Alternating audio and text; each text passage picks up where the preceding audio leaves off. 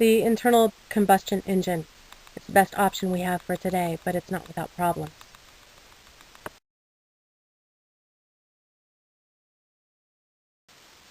Most folks focus on our carbon footprint these days, but the variety of elements primarily responsible for that is often a mystery. A large contributor is the engine you use to drive, fly, mow your lawn, etc., and the most widely used type is the internal combustion engine. The heat loss from such an engine is known, but not yet resolved.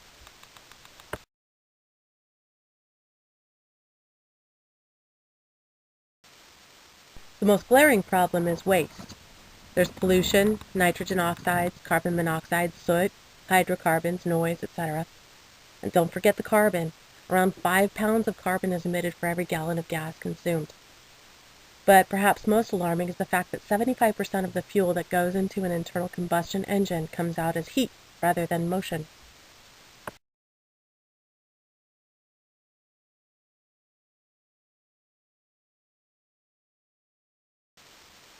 According to Scientific American, February 2010, today's vehicles convert up to 25% of gasoline's chemical energy into work. A quarter on the dollar makes the current engine go. In other words, if the world population, 678 billion people, attended a circus that cost $1 but was worth more like a quarter, we'd be overpaying by over 500 billion bucks.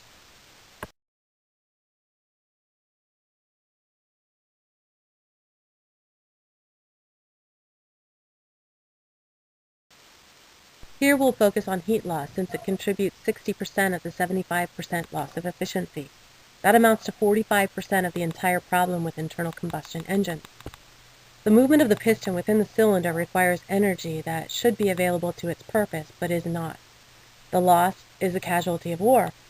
Energy is required to make the piston move so it can accomplish its purpose, to make the vessel move.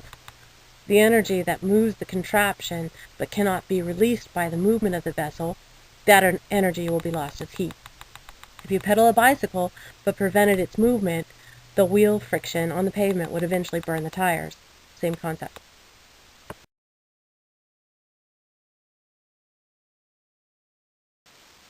Most cars and trucks still use the same internal combustion engine on which the Model T depended 100 years ago. And while the Model T boasted 25 miles per gallon in 1908, the average car mileage for 2008, according to the EPA, was only 20.8 miles per gallon. The Detroit News admits that even this EPA figure is inflated, as most drivers achieve only about 75% of the EPA mileage figures. Our government is requiring a new standard of 35.5 miles per gallon by 2016, and the current idea for engines based on internal combustion cannot come close. Oh, but they're not going away.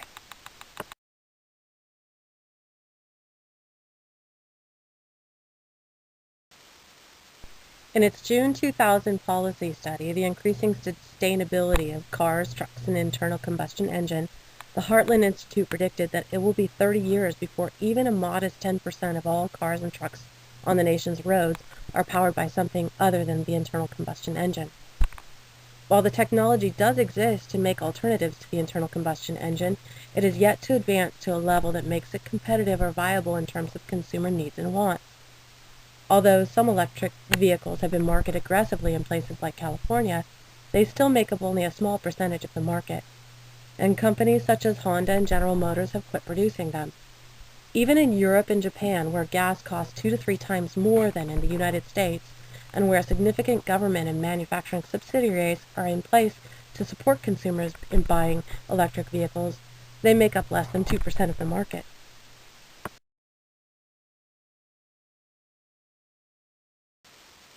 Currently, the cost of alternative cars is much higher than standard vehicles. While mass production techniques will bring prices down, it may still be many years before they approach parity with the internal combustion engine cars.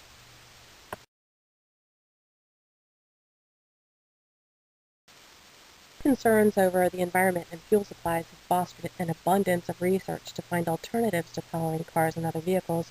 Each new prototype of the engine of the future has demonstrated that replacing the efficient and dependable internal combustion engine will be a difficult and slow task. Even the Energy and Information Administration at the United States Department of Energy predicts that several decades will pass before any of the new technologies under development, including electric, fuel cell, and hybrid technology, will begin to have an impact on the market supremacy of the internal combustion engine.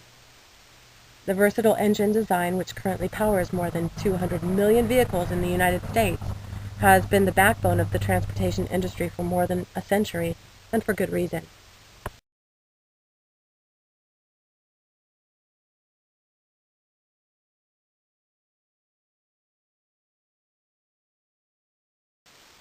We are where we are. The internal combustion engine. It's flawed, but it's the best we've got. So we need it, but we need it to be better than it was 100 years ago. We need to fix it for a real solution for the way people really live right now.